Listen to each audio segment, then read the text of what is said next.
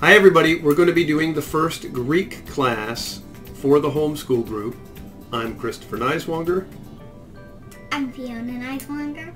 I'm Gretchen Neiswanger. I'm Ian Neiswanger. And there's some others hiding. So, the thing about Greek is it's an ancient language. In many ways, people have called it a dead language, which seems false because it's very important today. As we know, the Old Testament of the Bible was written in Hebrew, but the New Testament was written in Greek. So most of the time when Jesus was doing the things that he was doing and saying the things that he was saying, he was speaking Greek and not Hebrew.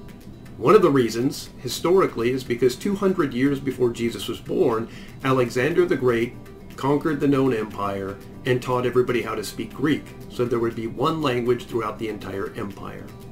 So that language is the primary language that was spoken in Israel at the time, even though they were under the domination of the Romans. And so Latin and Greek and Hebrew are a big part of the background of our Western historical drama.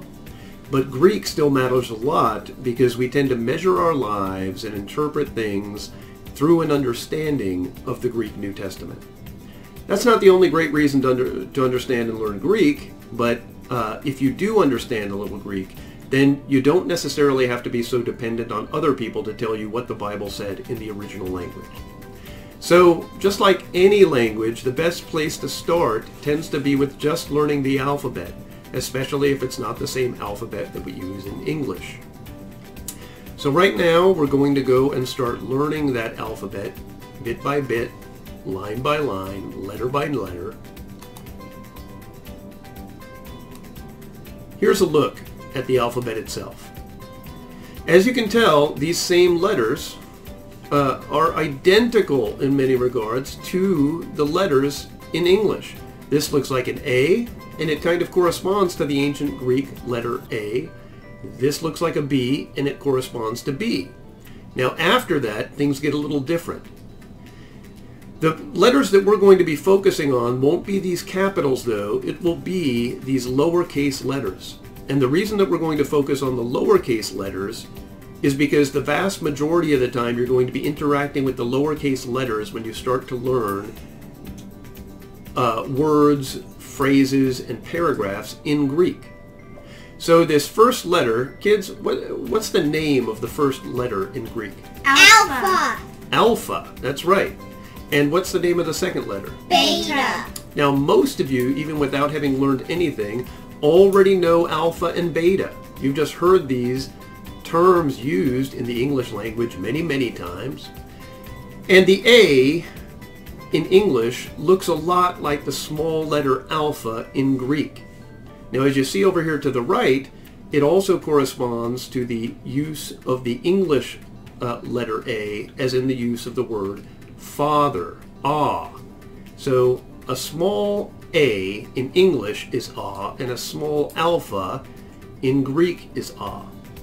Then we get down to beta, and guess what it sounds like? What does it sound like, kids? Ba. But, that's right. As with the word beta. So you already know the first two letters in the Greek alphabet just by knowing alpha and beta. Now, in English, of course, when you go through the letters, you would go A, B, C, D, E. But you don't do exactly that in Greek. And that's one of the only differences, is that in Greek you do A, B, G, D, E. Now, it's not exactly our letters, but they correspond to them in the way they sound. So in Greek, it's alpha, beta, gamma, delta, epsilon. So instead of calling it E, we call it epsilon, as in the word end, eh. Now you know how all of our letters have different sounds you can get from them. What we call a long and a short sound, or a hard and a soft sound. Like A, you can have it be A, or you can have it be A. Well, in Greek letters, sometimes they do more than that. They'll have two letters. Such as here is epsilon that sounds like eh, but here's another that sounds like the hard letter E of A, like eat. So first, let's go ahead and try to see if we can just learn the first 5 letters of the Greek alphabet. Are you ready, kids? Yeah. Alpha, beta, gamma, delta, epsilon. Alpha, beta, gamma, delta, epsilon. Let's do it again. Alpha, beta, gamma, delta, epsilon. Now let's see if we can do it without looking. Are you guys ready for this? Yeah.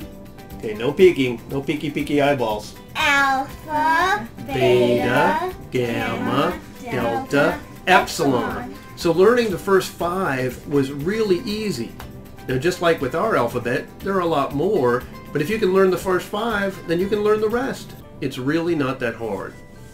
Let's go ahead and go through some of the other letters here. After epsilon, there's the letter that in Greek corresponds to our English letter Z. Now you know that Z is the last letter in the English alphabet, but in their alphabet, it comes next. And they call the letter zeta. Say that with me. Zeta. And it looks a little like a cursive Z. It doesn't look so much like an English Z, but because there's only a few letters like this that are completely different, it's actually pretty easy to remember. Every time you see this big kind of cursive S number going on here, it's the Z. Now the next number is one of the ones that doesn't correspond to the English letter. It doesn't look like it. It's the E sound as in hey, but it looks like the letter N. So this requires a little memorization in that you have to remember that when you see a small letter N, it's actually an E or an A. Then there's this next one, and it also doesn't correspond to anything in the English alphabet.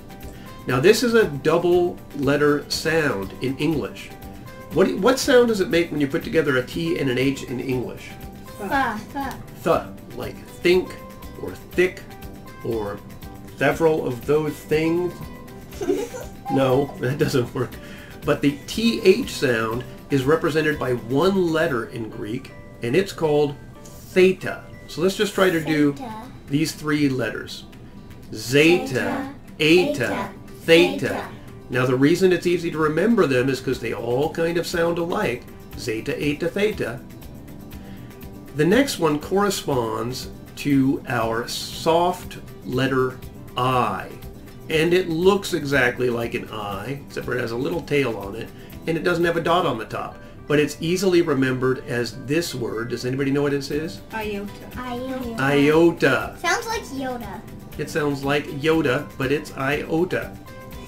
Let's do all 4 letters. Ready? Zeta, eta, theta, iota. And then the next of our next 5 letters looks like the English letter K. And it sounds like a letter K. You notice that earlier we went alpha, beta, gamma. We didn't go to C. And the reason why is because they don't really have a C in Greek. They use the K for everything. So when you look at this letter that's called kappa, you'll know that it's the letter and sound of K or C. So let's see if we can get through all 5 of these letters. Zeta, eta, theta, iota, kappa. Now let's see if we can do them without looking. Ready? Zeta, eta, theta, iota, kappa.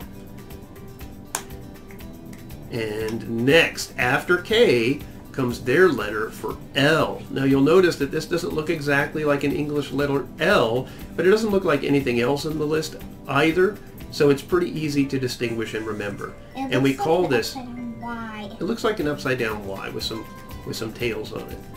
But how do we pronounce this letter? Lambda. Lambda. So kappa, lambda. Now the next letter does look like the English small letter M. And it actually corresponds to our sound M, and it's called moo. No, really, moo. I know. Totally. But it sounds like moo. But the M is followed by their letter that corresponds to N, and it doesn't look like an N at all. So we kind of have to remember that this letter that we call nu corresponds to our letter N. So it's moo, nu. Moo nu. And then we get to this special one. Now, you've already seen the only one that this might be easy to confuse with is this letter, which sounds like Z, which is zeta. But this letter that looks like a cursive E, capital E, is actually their X, which is pronounced chi. Kai. Xi. Yes. It's a K and an S, like box, rocks, and socks. And then we get to the hard letter, the soft letter O, which looks like our letter O and sounds like our little O, and it has this special name, Omicron.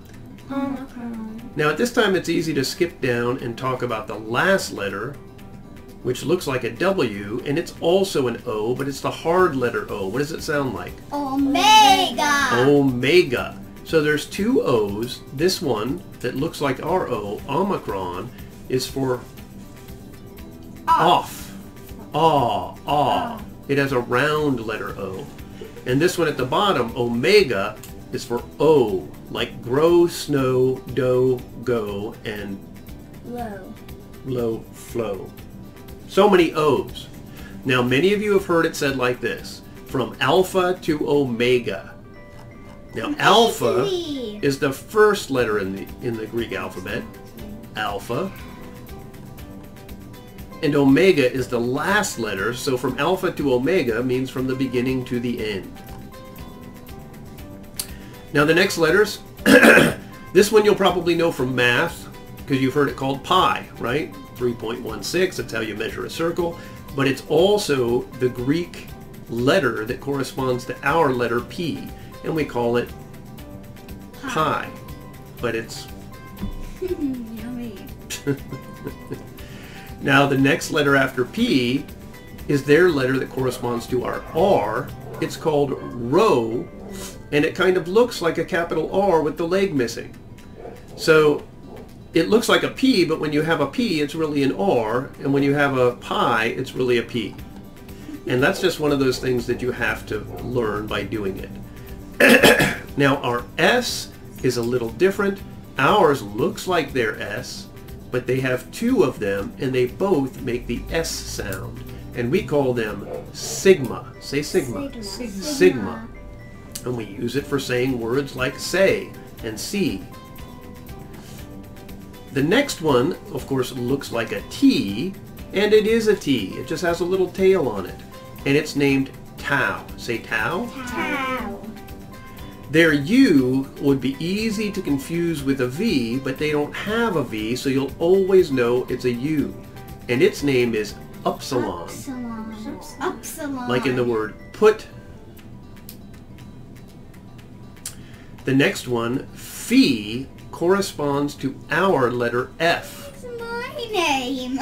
Say Phi. Fee. Phi. Me. Now, of course, like our English words phone and phony and Philip that have a PH, those ancient letters from Phi that have a PH on them have translated into our language. Sometimes we change them into an F, sometimes we don't, but you're probably used to P and H making the F sound. When you do, it'll be corresponding to this letter Phi. Now also you see that there is a thing that looks exactly like our X here, but it's not exactly the same as the one that we found here, which is KS, a hard KS sound for chi. Now this one, which is actually chi, doesn't have an S on it. So this would not be the sound that you'd use to make the word box. You'd use xi to make box. This is chi, which is used for like the word that is the name of the great composer of classical music, Bach. When you see just this X, it's k. Then below it is another word, another letter that doesn't correspond to anything in English, and it looks like a little angel with wings, and it's psi. Now this is actually a sound that hardly ever comes up in English, so when you see this letter, it'll be easy to remember but hard to pronounce, because the pronunciation is ps, ps. It's a P and an S together. Ps. And then we get to omega, which sounds like O, alpha to omega. Now let's go ahead and try them all. Alpha, beta, gamma, delta, epsilon, zeta, eta, theta, iota, kappa, lambda, mu, nu, chi, omicron, pi, rho, sigma, tau, upsilon, phi, chi, psi, omega. Very nicely done. Now, as we know, it takes a little while to memorize all of them, so maybe we start with the first 5, and then we try to get 7, and then we try to get 10. Okay, close your eyes, kids. I'm going to test you on the first 5. Ready? Go. Alpha, beta, gamma, delta, epsilon.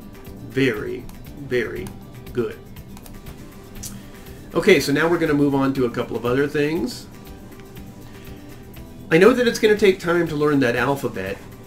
If we practice it every day and we try to get through 5, then we try to get through 7, then we try to get through 10, then we try to get through 12, eventually you'll have them all. You should be able to memorize them all in a week with no problem. It's really not that hard. It's just memorizing the differences between the English and the correspondent Greek letters that's a little bit hard. Well, why don't we take a break now, and then we'll move on to some other exciting things. Sounds good? Yes. Okay.